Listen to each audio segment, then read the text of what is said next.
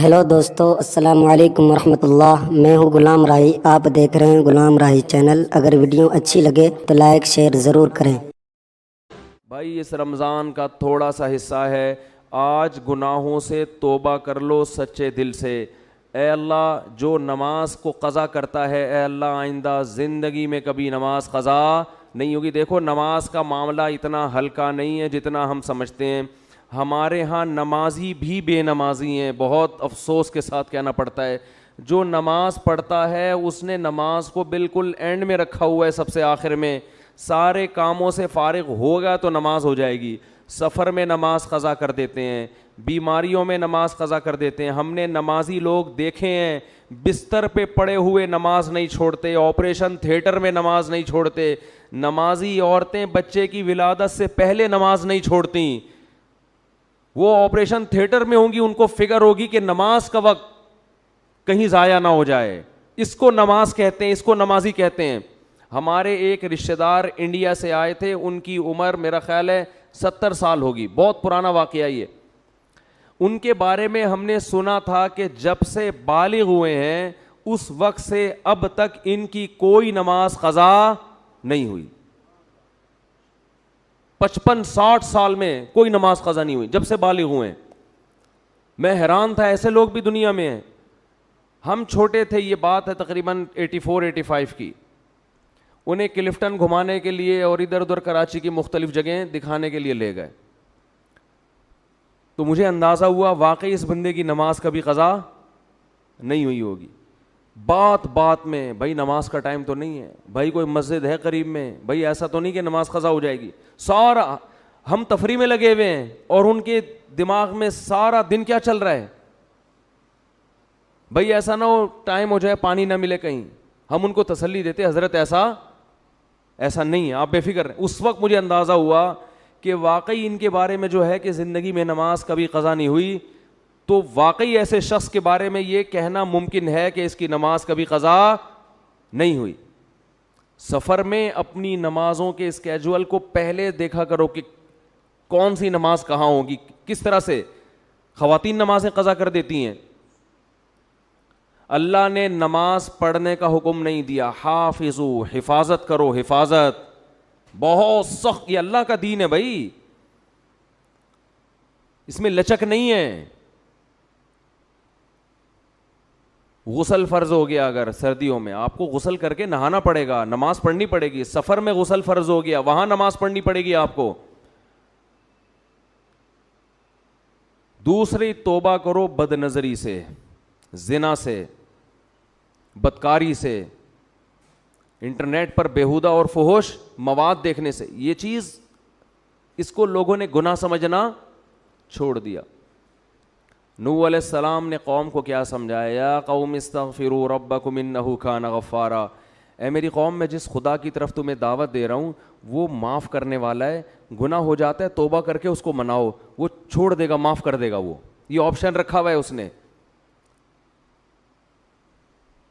وہ تانے نہیں دے گا کہ پھر گناہ کر کے پھر توبہ کر رہا ہے تو اب کس بیس پہ کر رہا ہے، لیکن کرو تو صحیح۔ اگر گناہ نہیں چھوٹ رہا، لت پڑ جاتی ہے، جو لوگ فحش فلمیں دیکھتے ہیں عادت پڑ جاتی ہے ان کو، او بھائی عادت پڑ گئی ہے، عادتیں چھوٹتی بھی تو ہیں۔ جس طرح کوئی کام کنٹینیو کرنے سے کام کرنے کی عادت پڑتی ہے، چھوڑنے سے چھوڑنے کی عادت پڑ جاتی ہے۔ ہمت تو کرو، پھر بھی ہوتا ہے تو توبہ تو کرو، ہاتھ پہ ہاتھ رکھ کے بیٹھو تو نہیں۔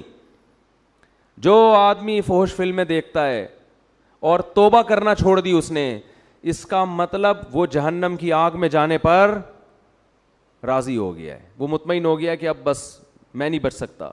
بھائی وہ آگ ہم سے برداشت نہیں ہوتی۔ 100 دفعہ یہ گناہ ہوتا ہے، 100 دفعہ اللہ کو مناؤ، اللہ اب نہیں کروں گا، پھر ہو گیا پھر مناؤ، اور اللہ سے یہ کہو کہ اللہ میں عادت سے مجبور ہو کے گناہ کرتا ہوں مگر میں جہنم کی آگ برداشت نہیں کر سکتا۔ اس وقت تک اس کو مناؤ جب تک وہ معاف نہ کر دے۔ اللہ تیار ہے۔ ایک بزرگ نے کہا کہ ان کے پاس غالباً ڈاکٹر عبدالحی صاحب رحمۃ اللہ علیہ تھے کہ حضرت میں گناہ کرتا ہوں پھر توبہ کرتا ہوں پھر ہو جاتا ہے گناہ، نہ چاہتے ہوئے بھی ہو جاتا ہے، پھر توبہ کرتا ہوں پھر ہو جاتا ہے۔ فرمایا کوئی بات نہیں، اگر متقی لوگوں میں شمار نہ ہوا اللہ توبہ کرنے والوں میں شامل کر لے گا۔ کیا کہتا ہے، ان اللہ یحب التوابین و یحب المتطہرین، اللہ کو جیسے پرہیزگار لوگوں سے محبت ہے, توبہ کرنے والوں سے بھی محبت ہے. تعلق تو قائم رکھو, تعلق ہی ختم کر دیا آپ نے. توبہ ایک ایلفی ہے جو ٹوٹے ہوئے تعلق کو جوڑ دیتی ہے. اللہ چاہتے ہیں مجھ سے رابطہ میں تو رہو. آپ جب کسی کو بھیجتے ہیں سفر میں, کوئی ٹینشن ہو بھائی, رابطے میں رہنا, ہر تھوڑی دیر میں اطلاع دیتے. ماں باپ کو ہوتا ہی نا فکر, بھائی جس حالت میں بھی ہو اطلاع ضرور, اگر سکون میں بھی ہو اطلاع ضرور دینا. اللہ کہتے ہیں جس کنڈیشن میں بھی ہو, گناہ میں ہو یا نیکی میں, تعلق مجھ سے ختم نہیں کرنا. رابطہ اگر گناہ ہے تو میرے سامنے بیان کرو, میرے سامنے بیان کرو, اے اللہ میں تیرا بندہ ہوں, مجھ سے یہ گناہ نہیں چھوٹتا. اللہ کو اچھا لگتا ہے یہ کہنا, اے اللہ میں قوم لوط کی طرح اکڑتا نہیں ہوں کہ لوط علیہ السلام سے کہنے لگے کہ اگر آپ اس گناہ پہ راضی نہیں ہو تو علاقہ چھوڑ کے نکل جاؤ. اے اللہ میں ایسا نہیں ہوں, میں فخر نہیں کر رہا اپنے جرم پر, مجھے اس جرم کی عادت پڑ گئی ہے, مجھے اس برائی کی عادت پڑ گئی ہے. اے اللہ مجھے اپنے غصے پہ قابو نہیں ہے, ماں باپ کے سامنے چیخنے لگتا ہوں, مجھے عادت پڑ گئی ہے. تو باغی نہ بنو, اللہ کے سامنے اپنے ہاتھ اٹھا کے اپنے جرم کا اقرار کرو. اے اللہ میں تیرا بندہ ہوں, تو مجھے سیدھے راستے پہ چلا. حدیث میں کتنی پیاری دعا آئی, یا حیو یا قیوم برحمتک استغیث اصلح لی شانی کلہ ولا تکلنی الی نفسی طرفۃ عین ولا اقل من ذلک. اے وہ ذات جو زندہ ہے, ہر چیز کو تھامنے والا ہے, میں تیری رحمت کی بھیک تجھ سے مانگتا ہوں, میری حالت کو درست کر دے, مجھے گناہ چھوڑنے کی توفیق دے دے. ولا تکلنی الی نفسی طرفۃ عین, مجھے میرے حوالے نہ کر. اے اللہ مجھے میرے ہاتھوں میں. دیکھو چھوٹا بچہ ہوتا ہے نا, جب سفر چل رہا ہوتا ہے ڈر ہوتا ہے گاڑی کے نیچے نہ آ جائے, گٹر میں نہ گر جائے, یہ نہ ہو جائے, وہ نہ ہو جائے, تو ماں باپ کسی کے حوالے بچے کو کرتے ہیں کہ بھئی بچے کو بچے کے حوالے نہیں کیا جائے گا, بچہ کسی بڑے کے ہاتھوں میں ہوگا تو محفوظ. تو انسان اللہ کے سامنے جرم کا اعتراف کرے, اے اللہ میں کمزور ہوں, تو مجھے میرے حوالے نہ کر. کتنی دیر کے لیے حوالے نہ کر, طرفۃ عین, اے اللہ 24 گھنٹے میں ایک پلک جھپکنے کے میں جتنا ٹائم لگتا ہے نا, اتنے ٹائم کے لیے بھی تو مجھے میرے حوالے نہ کر. ولا اقل من ذالک, اس سے کم ٹائم کے لیے بھی تو مجھے میرے حوالے نہ کر, کیونکہ اگر تو نے مجھے میرے حوالے سیکنڈ کے کروڑویں حصے کے لیے بھی کر دیا تو مجھے اپنے اوپر اعتماد نہیں ہے, میں اس میں تیری نافرمانی کروں گا, میں اس میں اپنی جان پر ظلم کروں گا. 24 گھنٹے تو مجھ پر گرفت رکھ. یہ نبی نے ہمیں دعائیں سکھائی ہیں, یہ گناہگاروں کے لیے دعائیں ہیں کہ جن سے گناہ نہیں چھوٹتے, وہ اللہ سے مانگیں کہ اللہ تو مجھے میرے حوالے نہ کر. تعلق تو قائم رکھے میرے بھائی. اور کیا دعا سکھائی, خذ بناصیتی الی البر والتقوی, اے اللہ میں سیدھے راستے پہ چلنا چاہوں نہ چاہوں, تو مجھے پیشانی کے بالوں سے پکڑ کے سیدھے راستے پہ گھسیٹ لے. جیسے کسی ڈاکٹر کے پاس آپ جاتے ہیں نا, انجیکشن لگانے کی تکلیف ہو رہی ہے اور لگانا ضروری بھی ہے, آپ کہتے ہیں بھائی رسیوں سے باندھ کے میرے انجیکشن ٹھوک دو, لگا دو انجیکشن, کہتے ہیں کہ نہیں کہتے, میری پرواہ نہیں کرو. تو بھائی اس رمضان میں ہمت کر کے گناہوں سے توبہ کر لو. اور دیکھو یہ بات میں بہت کم بیانات میں کہتا ہوں کیونکہ یہ جرم پھیل گیا ہے. داڑھی کٹانا یہ بھی تغییر خلق اللہ ہے, اللہ کی تخلیق کو بدلنا ہے. اللہ کو داڑھی کٹا ہوا مرد پسند, بولو نا بھائی, یہ آپشنل نہیں ہے, یہ تو اب ہو گیا کیونکہ اتنے لوگ اب انگریزوں کو دیکھ دیکھ کے داڑیاں کاٹنا شروع کر دیں تو ہمارے کلچر کا حصہ بن گئی یہ چیز. نبی نے حکم دیا ہے اعفوا اللحا وقصوا الشوارب, فرمایا داڑھی کو بڑھاؤ. میں نے خود اپنی آنکھوں سے یہودی دیکھے ہیں بڑی بڑی داڑھیوں والے, بڑے ماڈرن یہودی, بڑے ترقی یافتہ, لیکن داڑھی اتنی بڑی. بہت سے یہودی دیکھیں, کیوں؟ اتنی تحریف کی ہے یہ تورات اور انجیل میں, اس کے باوجود آج بھی تورات سے وہ داڑھی والی آیتیں نہیں نکال سکتے. آج بھی تورات میں لکھا ہے کہ اللہ نے موسیٰ کو کوہ طور پہ بلا کے کہا کہ اپنی قوم سے کہہ دیں کہ داڑھیاں مت کاٹیں, کہہ دیں اپنی قوم سے. کتنی تحریف کی نا اپنے مذہب میں انہوں نے, لیکن وہ بھی غامدی کی طرح, غامدی جیسے نہیں بن سکے کہ داڑھی نکال دیں اسلام سے اور کہیں وہ تو کلچر کا حصہ تھی. اللہ کوہ طور پہ حضرت موسیٰ کو بلا کے کلچر کی وجہ سے کہے گا کہ داڑھیاں رکھواؤ ان کو.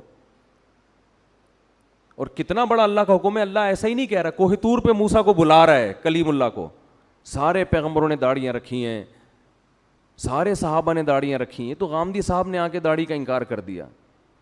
فیصلہ کر لو, ایک طرف صحابہ ہیں, ایک طرف پیغمبر ہیں, ایک طرف تورات ہے, ایک طرف قرآن ہے. قرآن صراحتاً داڑھی کا ذکر نہیں کرتا, لیکن وہ یہ کہتا ہے کہ شیطان نے کہا تھا کہ میں لوگوں کی فطرت تبدیل کروں گا.